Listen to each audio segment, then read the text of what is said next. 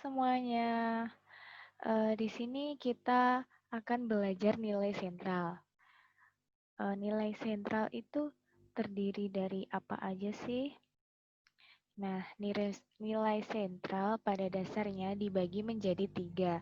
Ada rata-rata, ada modus, ada median. Kemudian rata-rata itu sendiri ada 4 macam. Ada rata-rata hitung atau arithmetic means atau biasanya juga disebut means aja.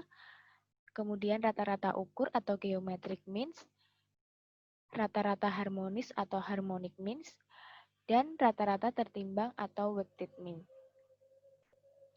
Untuk rata-rata hitung digunakan untuk menghitung rata-rata dari suatu data. Kemudian untuk rata-rata hitung sendiri, rumusnya ada 2 macam, yaitu ada rumus yang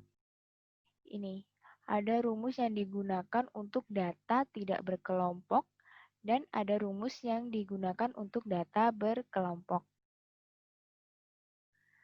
Kemudian untuk data yang tidak berkelompok menggunakan XI. Nilai datanya berapa, kemudian dibagi dengan jumlah datanya. Kemudian untuk kelompok menggunakan rumus sigma Fi dikali Mi dibagi sigma Fi, di mana Fi merupakan frekuensi dan Mi adalah nilai tengah.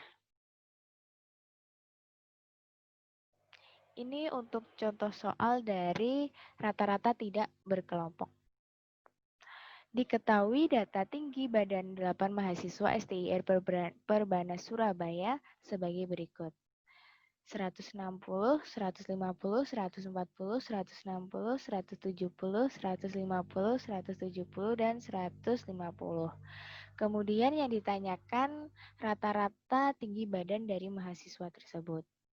Nah, di sini datanya kan tidak berkelompok, jadi menggunakan rumus yang tidak berkelompok.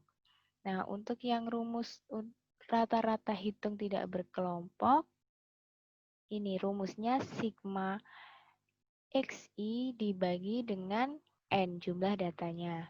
Di sini Xi-nya ditulis di sini X1 ditambah X2 sampai dengan X8 karena di sini tadi jumlah mahasiswanya ada 8 orang. Kemudian dibagi dengan N. Kemudian data dari tinggi badan ini dimasukkan lalu dijumlahkan dan dibagi dengan 8. Banyaknya data. Dari penjumlahan data tadi diperoleh hasil 1250 kemudian dibagi dengan 8. Sehingga didapatkan tinggi badan mahasiswa sebesar 156,25.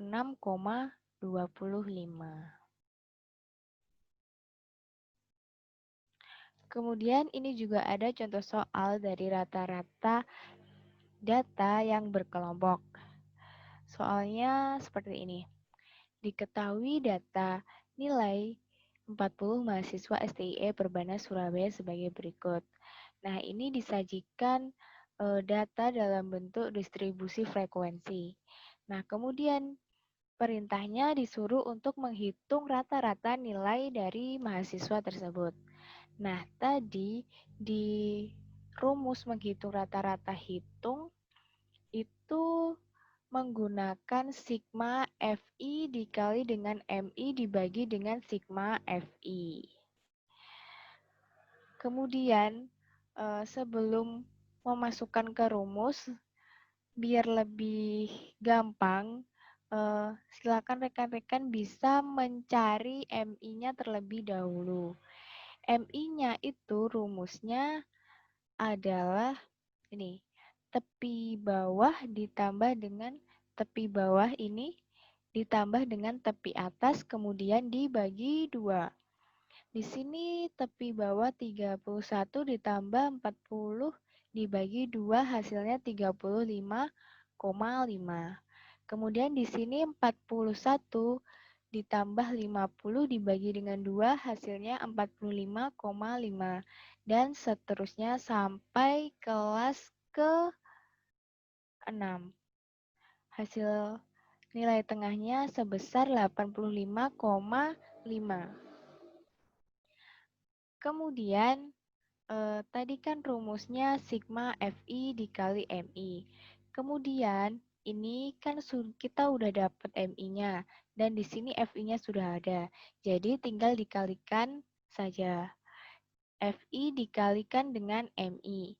Di sini Fi-nya 3, untuk kelas yang pertama Fi-nya 3 dan Mi-nya 35,5. Sehingga didapatkan Fi dikali Mi sama dengan 106,5. Di kelas kedua Fi sebesar 5 dan Mi sebesar 45,5 dikalikan menjadi 227,5. Dan seterusnya sampai dengan kelas yang terakhir. Didapatkan Fi dikali Mi sebesar 256,5.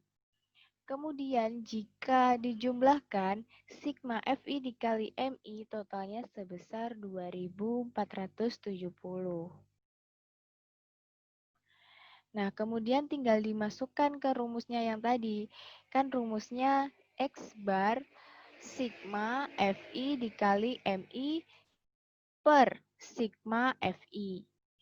Tinggal dimasukkan aja tadi sigma Fi dikali Mi-nya sebesar 2470 dibagi dengan sigma Fi 40. Tadi kan sudah diketahui di sini nilai 40 mahasiswa, berarti sigma Fi-nya 40. Atau bisa juga dihitung dari ini, banyaknya Fi-nya tinggal dijumlahkan sampai dengan dari kelas pertama sampai dengan kelas terakhir, sehingga didapatkan sigma Fi sebesar 40. Kemudian sigma Fi dikali Mi dibagi sigma Fi didapat rata-rata sebesar 61,75.